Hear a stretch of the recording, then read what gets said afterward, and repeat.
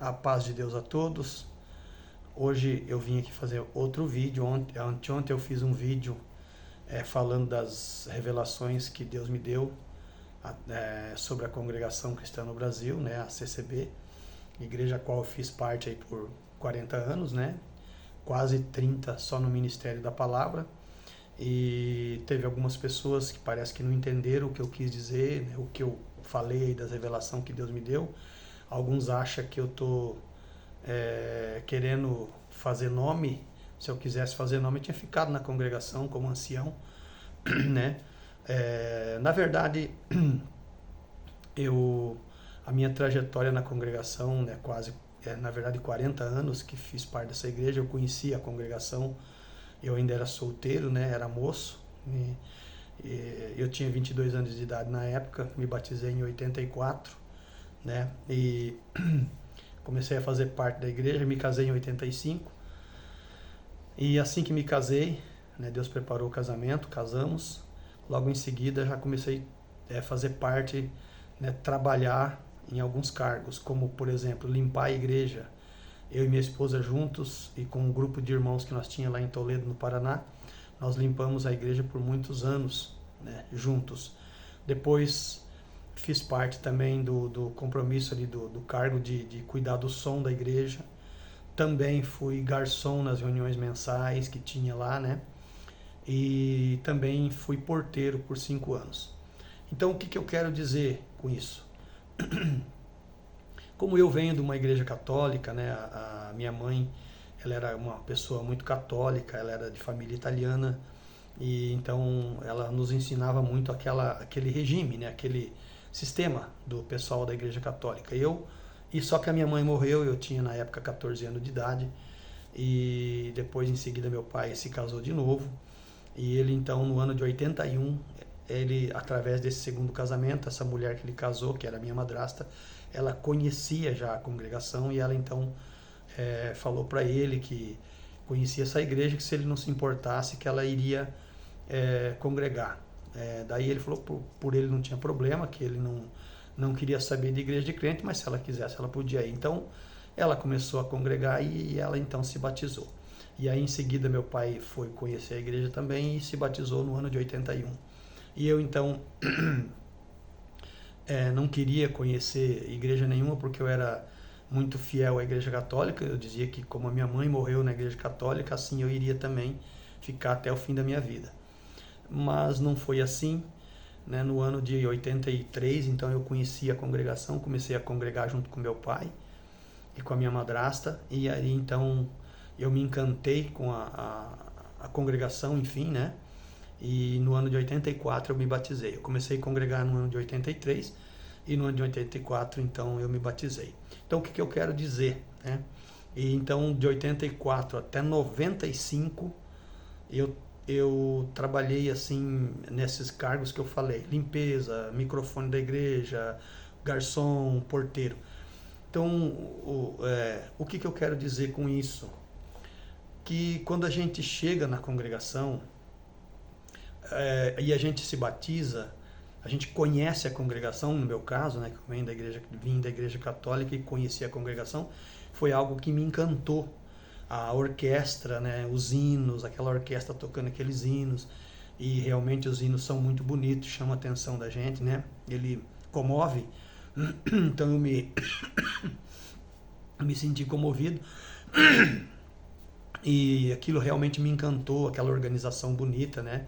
As irmãs de um lado, todas com véu na cabeça, os irmãos do outro, aquela organização, o irmão, com aquele amor atendendo o culto, aquela coisa bonita, né? Então tudo isso encanta. E quando a gente faz parte da igreja, mas a gente é um membro de banco, nem no meu caso, né? Tinha esses cargos, mas eu era um membro de banco. Então a gente tem uma visão da igreja, da congregação, da instituição, né? A gente tem uma visão, aquela coisa bonita, aquela organização, tudo, né? Aquele respeito. E inclusive eu fui uma pessoa que eu defendia mesmo, né, de unha idêntica, nem diz o ditado, né? Eu cheguei a arrumar inimigos, né, no meu trabalho, onde eu trabalhava, enfim. Eu defendendo, eu arrumei pessoas, eu fui ameaçado que queriam me bater porque eu defendia realmente a congregação, né? Eu defendia como eu podia, né? E eu sempre dei o meu melhor, né? Nos cargos que eu ocupei, né? Até 95 aí, esses cargos que eu falei, eu sempre dei o meu melhor, né? Procurei fazer o melhor. E em 95, então, fui apresentado para o cooperador de jovens, e aí, então, começou a mudar um pouco a minha visão a respeito da instituição, porque até ali eu era um membro de banco, eu sempre tive muito respeito por todos. Quero deixar claro que não saí da instituição e nem deixei o cargo, o Ministério de Ancião, porque tive problemas com alguém. Nunca, graças a Deus, não. Tenho boa comunhão com todos. Sempre me dei bem com todos.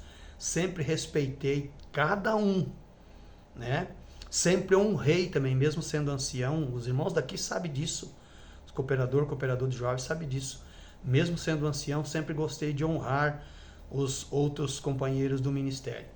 Então, não foi por ter problema com alguém, nunca tive problema com ninguém, graças a Deus. Fui perseguido, sim, várias vezes né, durante essa trajetória de 40 anos na igreja. Fui perseguido, sim, fui. Mas não tenho nada contra ninguém, graças a Deus, né? Pelo contrário, tenho amor por todos, tanto dos do ministério quanto da Irmandade também. Só que quando eu comecei a fazer parte do ministério, então eu comecei a ter uma outra visão da instituição, de como ela funciona, né? Mas eu sempre fazia vista grossa para algumas coisas que eu via e eu não queria aceitar, porque para mim não tinha outro, né? Outro lugar, outra igreja, não tinha, para mim não tinha, era essa aí e acabou, era o fim. Então, mas chegou um ponto de uns tempos para cá, da pandemia para cá principalmente, e outra, viu? Se alguém julga que eu saí da igreja porque eu quero aproveitar o mundo, o que vocês acham que um homem com 63 anos de idade vai aproveitar o que nesse mundo? Se eu fosse um cara jovem, né? Se eu fosse uma pessoa jovem, eu dizer, saiu porque quer aproveitar o mundo, mas eu tô com 63 anos de idade, minha esposa, né, ela não quer aparecer, mas ela tá aqui ouvindo eu falar, tá com 55 anos de idade, o que esse casal ia fazer? Aproveitar o que nesse mundo aí, na idade que nós estamos? Então não é para aproveitar o mundo, não tem nada a ver, o mundo está perdido. E olha, eu vou falar uma coisa, o anticristo está para se manifestar. E o que eu vejo hoje, não só na congregação, em outras denominações também, eu conheço pouco as outras, porque eu nunca frequentei outra igreja, eu vim da católica para a congregação, e esses 40 anos aí, né, que estou na congregação, eu nunca fui em outra igreja, então não conheço, não tenho muito o que dizer, mas o que a gente vê, comentários por aí, é que a maioria das igrejas hoje, e eu vou falar bem da congregação, que é bem isso aí que o meu foco é esse, muitas exaltação humana, muitas pregações, levantando o ego das pessoas, as pessoas indo para a congregação buscar uma palavra sobre negócio, sobre mudança de vida, sobre comprar carro novo, sobre emprego, sobre abrir porta, sobre doença. Meus irmãos, não se enganem. Não se enganem. Na verdade, nós teríamos que buscar a nossa santificação, porque o anticristo está às portas. E eu pergunto a você que vai nesses cultos fervorosos aí, né? Em que o povo fala línguas, bate palmas, grita, faz essa barulheira toda aí. Esse povo tem estrutura espiritual para suportar a grande tribulação? Eu pergunto, esse povo está cheio realmente do Espírito de Deus para suportar as tribulações que estão para vir? Se o anticristo se manifestar, será que esse povo tem alicerce suficiente espiritual? Meus irmãos, não vamos nos deixar levar. Nós precisamos de palavras cristocêntricas, que apresente para nós a realidade de quem é Deus, da ira de Deus. Nós temos que se preparar, o fim está perto e o povo está preocupado, eu vejo isso. A minha preocupação, inclusive, é com isso. Eu vejo as pessoas preocupadas com comprar carro, com trocar de emprego, com mudança de vida e que virada de cativeiro, que Deus vai entrar na tua casa. Irmãos, vamos deixar dessas criancice. Isso, irmãos, são coisas materiais. Cristo está longe disso. Tem que buscar a santificação. Por quê? Porque a hora que o anticristo se manifestar, a hora que a tribulação começar, será que esse povo tem estrutura espiritual para resistir? Para ficar firme na fé? Alicerçado em Cristo? É isso que eu pergunto. Então vocês acham que eu estou deixando, ou que eu deixei a congregação, é porque eu quero aproveitar o mundo? O que esse mundo tem? Esse mundo está podre. Eu não quero nada. Eu quero Cristo. Eu quero Cristo. Só isso e mais nada. Se eu quisesse posição, eu tinha ficado lá. Eu era ancião, 12 anos de ancião. E aqui é uma regional. Então eu tinha ficado onde eu estava.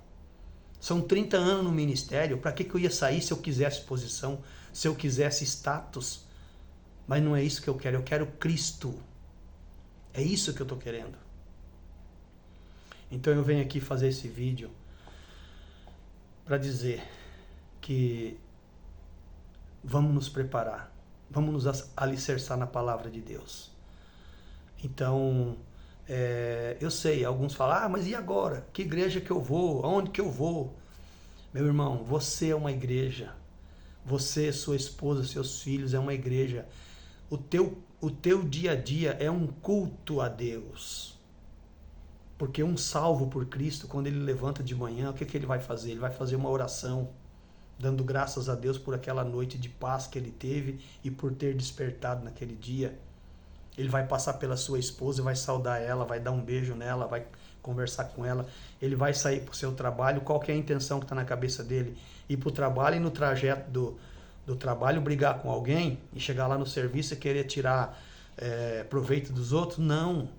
Um salvo, meu irmão, um salvo, ele tem Cristo na sua vida. Então o dia dele é um culto já, um culto a Deus. Desde que você levanta da cama, você vai para o trabalho, você vai pedir a Deus que te dê força, condição lá no teu trabalho.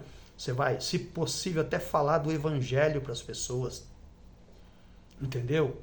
Você vai alimentar, na hora da sua alimentação, você vai agradecer ao Criador por aquele alimento. Quando você vem para casa de tarde, que você encontra a sua família, você vai saudar sua esposa, vai beijar ela, seus filhos, se você tiver. Isso é um culto. A hora que você vai dormir, você vai fazer uma oração, ou seja sozinho, ou seja com a sua esposa. Isso é um culto a Deus. Ah, mas eu preciso de uma igreja. Meu irmão, nós não precisamos de uma igreja para nós se salvar. Nós não precisamos de uma igreja para nós poder servir a Deus. Você serve a Deus no seu dia a dia. No momento que você acordou, que você orou, que você fez sua oração, e você saiu para o seu trabalho, você vai ler as Escrituras, leia a Bíblia, leia a palavra. Ela é a fonte de vida. Tem uns irmãos aí falando que nós não devemos ler a Bíblia, que nós não devemos estudar a Bíblia. Eu não sei, irmão, onde está a cabeça de uma pessoa dessa. Se Cristo, aleluia, o próprio Jesus Cristo nos instruiu a ler a palavra de Deus. Ele diz, errais por não examinar as Escrituras. O que é examinar, meu irmão? Não é ler, não é estudar.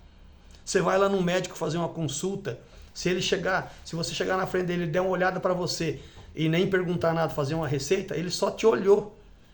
Mas se ele te examinar, o que ele vai fazer? Ele vai falar, tira a camisa, coloca o aparelho, escuta seu coração, manda você respirar fundo, escuta teu pulmão. Isso é um exame, ele está examinando profundamente.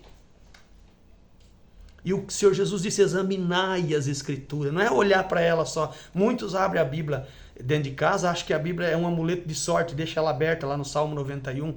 Isso não adianta de nada, meu irmão. Examine, leia, estude a palavra de Deus. Por quê? Porque nelas contém a vida eterna. Ela é uma fonte de vida. Ela é a nossa guia, a nossa luz. Então nós precisamos examinar as Escrituras. Agora acha que eu, falando essas palavras, que eu estou cheio do espírito contrário, como alguns falou aí? Não, meus irmãos, não. Eu só estou falando para você aquilo que Deus me mostrou para mim. E se Deus mostrou para mim, é porque tem. Então, veja bem, analise. Agora, se você não consegue ficar sem ter uma igreja para você frequentar, procure uma igreja bíblica, pelo menos uma igreja que pregue o evangelho genuíno. Que pregue a Bíblia. Não que fique pregando profetadas aí. Pregando que Deus vai mudar teu cativeiro, que Deus vai te abençoar. Irmão, o homem e a mulher que é salvo por Cristo Jesus, ele vai praticar obras de justiça. Não é que nós temos que praticar obra para se salvar. Não, esquece isso, irmão. Esquece. Eu também sempre pensei assim. A minha vida inteira eu pensei assim. Mas quando eu li nas Escrituras que nós somos salvos pela fé em Cristo Jesus e não é pelas obras, então eu entendi o verdadeiro evangelho. Caiu as escamas do meu olho. Eu enxerguei a verdadeira graça, que é o sacrifício de Cristo na cruz por nós. Quando nós entendemos isso aí, nós vamos ver que as nossas obras são trapo de imundícia para Deus. São como trapo de imundícia. Você sabe o que é trapo de imundícia? Procure lá na Bíblia. Você vai ver. Isaías, se eu não me engano, fala esse assunto. Você acha que nós temos que praticar a obra para se salvar? Não, meu irmão. Não. Pratica a obra quem é salvo. Se você é salvo, você pratica a obra de justiça. Se você não está praticando a obra de justiça, você não é salvo ainda. Ah, mas na congregação tem obras, tem milagre e as obras dos milagres. Tudo bem, milagre tem em todo que é lugar. Igreja Católica faz milagre. Quer que eu conte um? Eu não era para estar aqui. Eu sou um milagre de Deus. E vou te contar. Como eu disse, quando eu nasci, minha mãe era católica. E ela ficou católica até ela morrer. Eu tinha 14 anos quando ela morreu. Mas quando eu nasci, eu sou o filho mais velho. Quando eu estava com 1 mês de vida, me deu uma doença chamada mal de Simioto, que hoje quase não se vê falar mais, mas naquela época, 63 anos atrás, existia essa doença, e essa doença não tinha cura. Então você quer ver que não existe milagre só na congregação? Que na verdade, todo aquele que é ovelha de Cristo, o Senhor vai guardar e não morre antes da hora. Então me deu essa doença, eu tinha 1 mês de vida.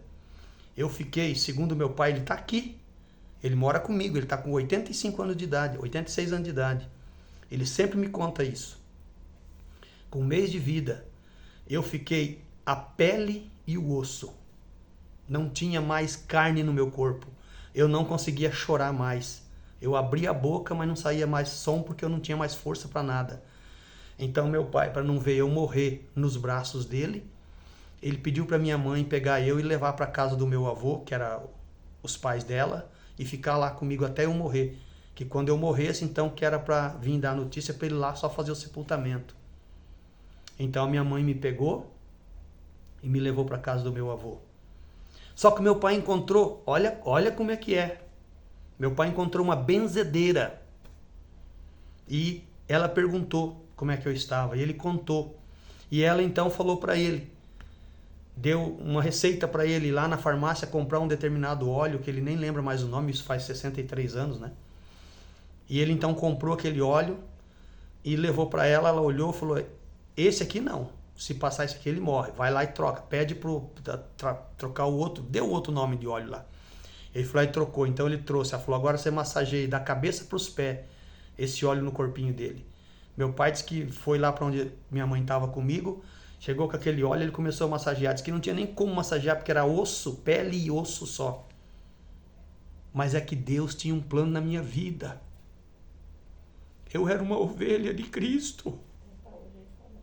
E lá em 10 de São João, o Senhor Jesus falou, eu vim pelas minhas ovelhas, e as minhas ovelhas ouvirão a minha voz. E lá ele disse que a congregação nos ensinou, colocou na nossa cabeça o tempo todo que a congregação era o aprisco e que Jesus era o pastor e que as outras ovelhas que estavam em outros apriscos seriam as outras igrejas E que o ladrão e salteador, que diz lá na palavra, que seriam os pastores das outras igrejas. Mas eu entendi que não é assim.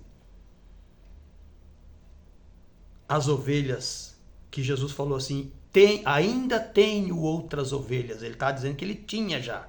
Tinha aquelas e ele ainda tinha outras ovelhas que estariam em outros apriscos. Sabe quem são essas ovelhas? Eu, você, que estávamos aqui no Brasil, em outros países, são os outros apriscos que têm as ovelhas de Cristo. Mas que ele ia agregar a todas elas. E assim ele fez conosco, comigo, com você e com qualquer um de nós. Então por isso que eu não morri lá quando eu era criança. Porque era uma ovelha de Cristo. Então todo aquele que é ovelha de Cristo, ele vai buscar, esteja ela onde estiver. Então não me diga que porque na congregação tem milagre. Tem, porque eu já vi lá, o tempo que eu tive lá, eu vi. Mas tem também nos outros lugares. Então não é, milagre não quer dizer que ali é a obra de Deus. Milagre não salva, meu querido. Quem salva é Jesus Cristo. Sacrifício de Cristo na cruz. Esse salva. Mas obras, milagres, isso não adianta nada. Então, sarei daquela enfermidade, fui voltando aos poucos, comecei a amamentar e os tempos se passou e estou aqui com plena saúde. Dou graças a Deus pela saúde que Ele me deu, mas porque eu era uma ovelha de Cristo. Então, eu estou aqui fazendo este vídeo e se alguém tem dúvidas aonde procurar uma igreja, onde ir congregar, congregue com a tua família em casa. Hoje eu estou congregando com a minha família. Eu tenho 2 filhos e uma filha, todos casados. Eu tenho 5 netos. Então reúne todos aqui em casa, nós oramos junto, nós lemos a Bíblia junto, estudamos a Bíblia junto. Eu não vejo necessidade de me aliar a uma instituição, não vejo. Estou feliz do jeito que eu estou. O Senhor nos visita, o Senhor enche o nosso coração da sua virtude, o Senhor nos alegra, o Senhor nos instrui pela sua palavra. Não vejo necessidade de buscar uma instituição. Mas se tem alguém que não consegue ficar sem frequentar uma instituição, procure uma igreja bíblica, uma igreja que pregue o evangelho genuíno. Saia de igrejas que fica pregando prosperidade e benção e mudança de cativeiro e prosperidade material. Saia dessas igrejas. Procure uma igreja que realmente pregue Cristo crucificado, o verdadeiro evangelho. E aí você vai estar realmente servindo a Deus. Então eu vim fazer esse vídeo aqui hoje. Espero que tenha ajudado em alguma coisa e a gente vai estar sempre orientando também da melhor forma possível. Então não pense você que eu saí da congregação porque eu queria aproveitar o mundo. Veja bem o que uma pessoa com a minha idade vai aproveitar desse mundo aí e já não tem nada que presta aí mesmo, né? E nem também, viu? Olha, preste atenção, hein? Tem alguns dizendo aí que eu quero tirar o povo da igreja. Eu não quero tirar ninguém. A minha própria esposa, eu disse para ela, eu tô tomando a minha decisão. Agora, se você não quer sair de lá, você fica lá, para mim não muda nada, a decisão é minha. Ela disse para mim, não, eu estou com você. Meu pai, mesma coisa. Sentei ele aqui e disse para ele, pai, essa decisão é minha, tá? Agora, se o senhor quer continuar indo lá, sem problema nenhum. Eu levo o senhor lá, o senhor congrega, ouve lá a palavra, assiste o culto, terminou, te busco, trago para casa. Mas eu não quero mais fazer parte. Mas o senhor não. Ele disse, não, meu filho, eu estou com você, aonde você for eu irei. Meus filhos, mesma coisa. Então, eu não estou aqui tentando tirar alguém da igreja. Não, pelo contrário. Eu estou aqui falando a verdade. Agora, se você não quer enxergar a verdade, eu não posso fazer nada. Agora, dizer para você, saia de lá? Não. Se você vê que lá não está certo e acha que tem que sair, é uma decisão tua, não minha. Quem sou eu para dizer se você tem que sair ou não? Tá certo? Ore a Deus, peça a Deus discernimento e Ele vai te iluminar, tá bom? E nos próximos dias vamos fazer uns vídeos cantando alguns hinos que eu gosto de tocar. Lá atrás tem um violão, tá vendo lá? Eu gosto muito de tocar violão e cantar. Daqui uns dias nós vamos tocar uns violão e cantar. Deixa melhorar, eu tô com um pouco de alergia e tô com a voz meio ruim. A hora que passar essa fase aí, que agora tá com essas alergias, aí nós vamos cantar uns hinos aí, louvar a Deus juntos, tá bom? Deus abençoe a todos, a paz de Deus, fiquem todos com Deus.